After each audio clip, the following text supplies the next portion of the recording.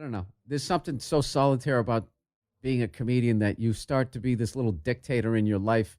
So like when someone disagrees with you, you're just like, silence. You know, you can go that route. But like I got in this huge debate with Nia.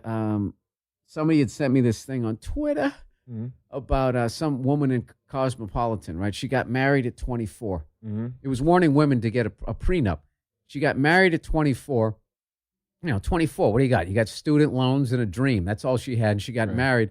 So, and she married this guy who has like a master's degree, well-educated guy and everything.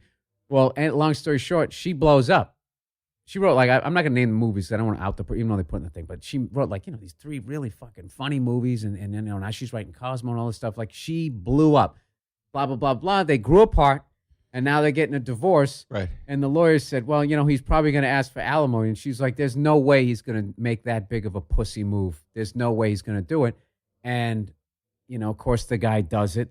And then she's just like, and she's angry. She goes, every month when I have to write him this check for like $6,000 or something and blah, blah, blah, blah. And the whole time I'm reading the article, I'm like, I agree with every fucking thing this person's saying. That guy is a pussy, the whole thing. But what pissed me off was she made it a gender issue, where she said, women, watch out for this. And my wife just couldn't see that. And I was like, I think it was astoundingly ignorant to try to take something like that, considering most of the time it affects guys.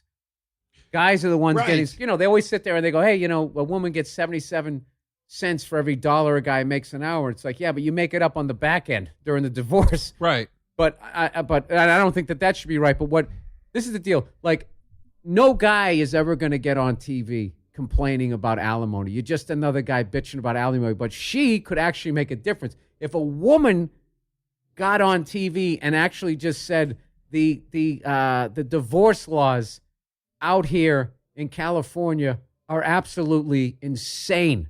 They are insane. Right. She could actually, you would be hard pressed to think of a show like those types of show that she couldn't get on. And instead, all she does is write an article and she warns women.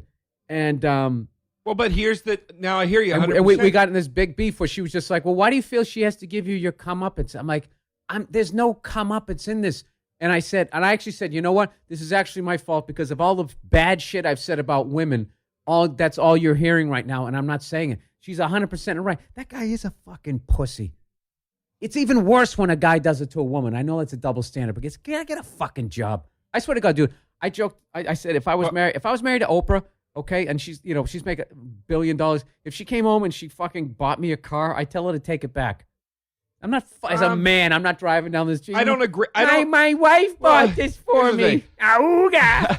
I don't agree with that part of it, but I agree with everything else you said. And what's interesting to me is what separates us from the other guy, because we get worked up about it. That's the difference. You and I read that kind of article and go, a point needs to be proven. I need to walk across the room to the person I live with and prove that this is wrong, and we can't let it go. Whereas a million other people would just... Unless they 100% agree with me, then I can't let it go. Yeah. Dude, it turned it. We were at the airport and we debated it the entire way from the airport. It's like an hour and a half fucking drive all the way to right to when we went to bed. And then she finally understood what I was saying, and then she agreed with me. And I probably said it was a combination of me not making my point clearly and all of the shit that I've said through the, all the years of knowing her was already, she already has a preconceived notion of who I am, as I do her. Right. And I know what sets her off and that type of thing. But like, but getting back to that point, dude, you are like not accepting a car from Oprah if you were married to her. There's no fucking way I could do that. I'd have to pull my own weight for the simple fact, because basically as a guy, like your job is to provide. So if you're with a woman and they have the kids, they can have the kid. I mean, you're there for the first, you're there for the opening 5 minutes of the movie, and then they bring the whole thing home. That's what they can do. Right. All right. And so your job is you can provide. If they're making more money than you, they're like a self-contained unit. They're providing for themselves and they're having kids. So at that point, you're like a teenager. You're just like this 45, like me, 45-year-old teenager, and she comes home and buys me a fucking car. Like, I'm not saying that I couldn't handle being with a woman who was making more money than me, but it's like, you're not going to go out and buy me a bunch of nice shit. And I'm like fucking like in some evening gown, like laying on my stomach on a fucking piano. Now Diamonds, singing Diamonds Are a Girl's Best Friend, you know? Now here's like some kept woman. Fuck that. Here's the funny thing. I don't think women should do that either, but like. I disagree with what you're saying right now. Because you're a mooch. And it relates to what we're talking about, because why is there a thing in me where I can't just go, it's Bill's opinion, I don't care, I don't agree with it. I'm sitting here right now going, no, he's wrong. I don't want you to He's agree wrong. with it. I want to hear your opinion. What do you have? No. And you don't have to yell. I'm right across this little table. It depends on the dynamic of the relationship. Sure, if there's, I believe it should be a team and it should function like a team. So if your wife is going to have kids and she's going to be the person there raising the kids, nurturing the kids and all that stuff, then yeah, go out and be the guy bringing home the bread, make her life easier, and it's a team at that point. If you're just two people that aren't having kids and she gets a little more successful than you do and she wants to throw you a car, yeah, that's part of the equality of the sexes. You know, it's like it's got to be all or nothing. It's not a part of the equality. It has nothing to do with that. It just has to do with me as a human being. Like, I don't want to be like if I have a car, I want to be like, I paid for this thing. Of course, this is my, like, I bought this thing. I want to be pulling my weight.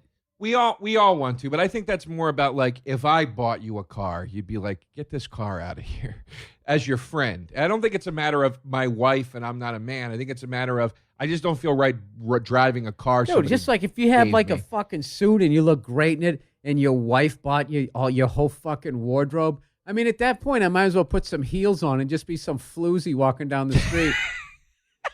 Why do you work so much? How come we can't go to the movies? I mean, the amount of wood that I would have to chop to just try and still feel like a fucking man. And I wish there was a woman that's here. Your fear. I think that's your fear thing. Where they would sit there and go like, well, this is a sexist thing where you like don't feel that a woman should make more money than you. I'm not saying that. I'm just saying if I was with a woman that was making more money than me, you know, she's already bought the giant fucking house. There's no way you're buying me all this other shit. Like, I'll pay for the NFL Network. I have to bring something to the fucking table. I actually think that that's a good quality I have, where there's a bunch of people out there who don't share my genitalia that would have no problem sitting in the house like a fucking house cat, laying in the goddamn sun as I'm out there slaving away. But let's. No, but at the end of the day, the thing that she can do is she can actually, you know, I can't even say they make a baby. She can sit there and tough it out. As oh boy, as much they're not doing it. That's the thing. It's not like you're making a pie. But you sit there, you get banged, and then let me explain what happens. And then what happens is my stuff swims up the river there. Hopefully, gets through before the dam closes. It's like an action movie. That one person who rolls underneath, and then everybody else is on the other side.